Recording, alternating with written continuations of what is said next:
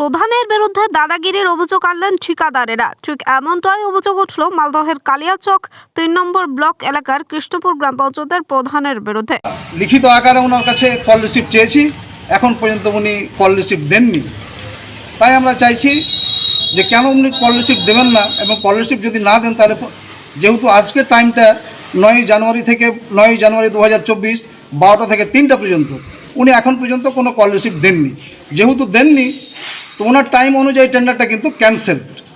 আমরা চাইছি পুনরায় টেন্ডারটা নতুন করে ফ্রেশভাবে করে আবার যাতে মানুষ প্রপার চ্যানেলে যায়, মানুষ সবাই যাতে জানতে পারে যে টেন্ডারটা হয়েছে, টেন্ডারটা আবার হবে, আমরা সবাই যাতে অংশগ্রহণ করতে পারি।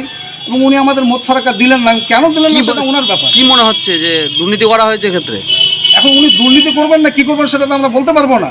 সরকারি টাকা, সরকারি প্রকল্প উন্নয়নের জন্য গভর্নমেন্ট যে টাকা দেয়, সেই প্রকল্প পঞ্চায়েত এখানে বডিতে বসে সিদ্ধান্ত হয়, সিদ্ধান্ত হওয়ার পরে সেই স্কিমগুলো টেন্ডার হয়। তো টেন্ডার করার পরে আমরা মত ফারাক্কা চাইলাম, উনি মত ফারাক্কা দিলেন না। কেন দিলেন না সেটা ওনার ব্যাপার। উনি কি ভাবছেন, কি করবেন পরবর্তীতে সেটা ওনার ব্যাপার। আমরা সেটা লিখিত আকারে, যেহেতু আমাদের কাজকে মত ফারাক্কা দেয়নি, টাইম যেহেতু ওভার হয়ে গেছে, আমরা লিখিত আকারে বিডিও সাহেবকে এবং ডিএম সাহেবকে এবং ডিপিআরডিও সাহেবকে আমরা জানাবো ঊর্ধ্বতম কর্তৃপক্ষকে।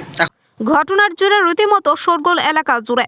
ঠিকাদারদের অভিযোগ, গতকাল অনলাইনে একটি টেন্ডারে নোটিশ করা হয়। সেই টেন্ডারের নোটিশে বলা হয়েছিল আজ দুপুর 12টা থেকে বিকাল 3টা পর্যন্ত ডিসিআর বা মোতাফারাক মারফত নির্দিষ্ট ফি জমা করে টেন্ডার পাওয়ার জন্য আবেদন করা যাবে। কিন্তু ঠিকাদাররা সময় মতো আসলেও তাদের সময়ে ডিসিআর কেটে দেওয়া হয়নি বলে অভিযোগ।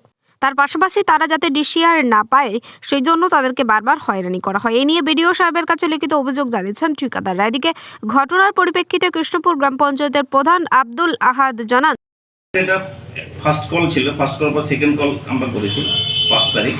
তো 5 তারিখ আমার পরে 9 তারিখ আমাদের একটা মত ফারাক্কা বা ডিসিআর একটা ডেট ছিল। সেক্ষেত্রে যারা আমার টাইমের মধ্যে এসছে তাদেরকে অবশ্যই আমি দিয়েছি, আর যারা টাইমের পরে এসছে তারা কিন্তু আমি টাইম বহির্ভূত হওয়ার জন্য দিতে পারিনি। এবার সেক্ষেত্রে ওরা বাইরে এসে এটা ঝামেলা সৃষ্টি করার চেষ্টা করেছে। আমি যথাযথভাবে বুঝিয়ে আমি ওদেরকে পাঠিয়েছি। কটা থেকে কটা পর্যন্ত সময় ছিল আমার 12টা থেকে 3টে পর্যন্ত। তারা কখন এসছে? তারা 3টে পরে। তারা অভিযোগ করছে যে আপনি তারা সময়ের মধ্যে এসেছিল এবং আপনি তাদেরকে তাদের কথার কোনো কর্ণপাতই করেন। ভুল অভিযোগ করছে। এবার সেই ক্ষেত্রে বাইরে যদি কেউ ভুল কিছু বলে তার জন্য তো আমি ওদেরকে আর পাচ্ছি, মানে আমার নাগালের বাইরে বা আমার সম্ভব না, এটা ওদের মতো করে ওরা বলেছে। আপনার নাম? আব্দুল আহাদ। আজকে কিছুক্ষণ আগেই ওই যারা টেন্ডার ড্রপ করতে গিয়েছিল তারা একটা অ্যাপ্লিকেশন আমার কাছে করেছে যে ওরা জমা দিতে পারেনি।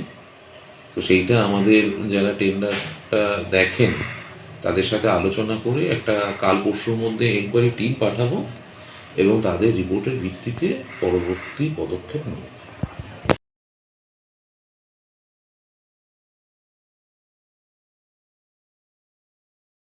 ঠিকাদার আজকে 12টা থেকে 3টে পর্যন্ত ডিসিআর দেওয়ার টাইম ছিল। আমি নিজে প্রায় 1টা নাগাদ এসেছিলাম। আমাকে বিডিও সাহেব, প্রধান সাহেব দিয়েছে ডিসিআর। উনিকে অ্যাপ্লিকেশন করেছিলাম ডিসিআরের জন্য, অল টেন্ডার প্রসেস আমি পার্টিসিপেট করলাম, উনি আমাকে দিয়েছেন।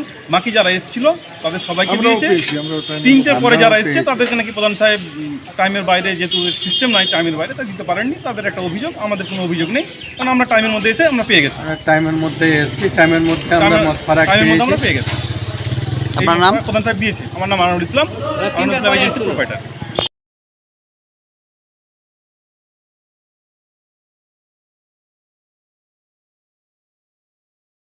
ব্যুরো রিপোর্ট, সুন্দর বাংলা নিউজ।